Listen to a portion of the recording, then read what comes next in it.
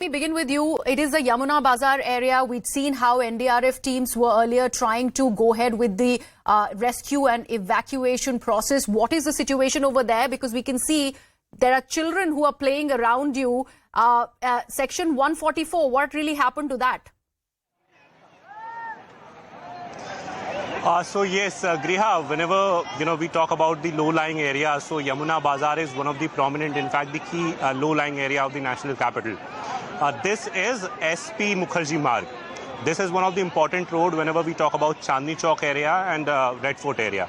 And I'm trying to show you the visuals. I'll ask VJ Pramod Saklani to first of all show you those visuals where in fact these children are playing, and not just these children are playing, but there are some individuals who are trying to swim and are enjoying the particular condition.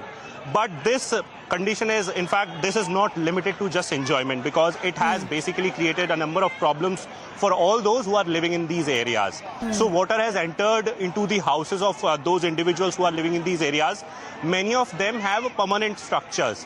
Whenever we talk about low-lying areas, Griha, so, I just want to highlight this very fact that, back in 2021 and 2022, there was a drive by MCD saying that all those who are living in O zone and all those who are living in river belt should leave the particular place, because as per the instructions and as per the orders by several courts, you're not allowed to make permanent structures in those areas. Yes. However, in current condition, in fact, we have several areas where we have not just temporary structures but permanent structures, and these areas are basically facing these conditions where water is entering into the houses. Yes, several, in fact thousands of people have been evacuated, but most of them are not willing to go to other places because they are living in those houses for years. They have got all their belongings. Now coming to the situation. So Griha, water level at this point in time is 208.6, and in fact, is steady as far as officers, are concerned. They are telling us that water level is steady, and also prediction is that now water level will go down, in fact, from tomorrow onwards. But this will not, this will not solve our problem, because you see, this is the drainage water, and this drainage water will take at least weeks of practice, to clean and wash the area. It will come with a number of diseases, that in fact MCD is fearing. It will come with a number of other challenges, because we know about the aquatic animals, how a snake, and in fact, there was a buzz that in fact crocodile was seen. However, we have no confirmation about it. But yes, definitely, several snakes were spotted in this particular water, and it is quite worrisome. In fact, at this point in time, even when we have a prediction like such that, water level will go down from tomorrow onwards. This is the kind of condition. In fact, this is water level till my knees, and there we have 4 to 5 feet of water. There we have a number of people standing, and, most of them are enjoying. But yes, it is problematic for many as well. Absolutely. Akash, you talk about aquatic animals and also crocodile and snakes. I believe you should be staying away from the water as much as possible. For the sake of the live, I think it's also important to stay safe. So I request you to do that. Let me bring in now Nikhil on the broadcast, who's reporting live from ITO. Nikhil, this is one of the notorious places as far as traffic snarls are concerned in the national capital. Even a slight shower and there is a beeline of traffic that's seen in ITO, which is one of the major junctions when it is about the national capital. People go to Noida from here. Even if they are going to Gurgaon, this is one place that they cross in order to go to India Gate. What is the situation there currently? This is one of the prominent places, especially for the traffic juncture. And if you go by the details, today, after the DDMA meeting, the Delhi Chief Minister Arvind Kejriwal, he has come up with a couple of advisories and warnings for the residents of the national capital. And what we do know is that many of the school, colleges and universities, they have already been asked to shut down. And the offices as well, if they are not necessary, they have been asked to remain shut. And at the same time, work from home culture has been asked to encourage among all the workers who have been working across the part of the national capital.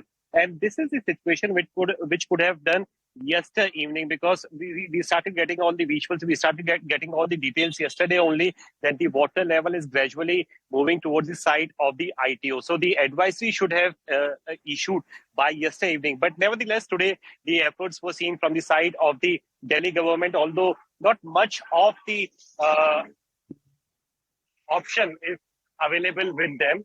So as of now, we are reporting correctly from this particular place. You can see that this is the place which is completely filled with water. There were some of the notorious people as well who have just passed by, and the water has also touched us. But this Absolutely. is also one such place where the people are facing the difficulty, and not just this particular part. If we talk about the overall detail, on my right hand side, there is this Indira Gandhi National Stadium, and which is nearby to the ITO, which is the prominent juncture for the transportation of the overall commutation. And there's this particular road which leads towards the site of the Right, seem to have lost that link with Nikhil, but while he was showing us around, we could also see Kavariyas who are going about the Kawar Yatra. That is also an important aspect that the Delhi administration needs to deal with. That Yatra is currently underway, and there needs to be a clear passage that needs to be given to the Kavariyas as they head to Haridwar.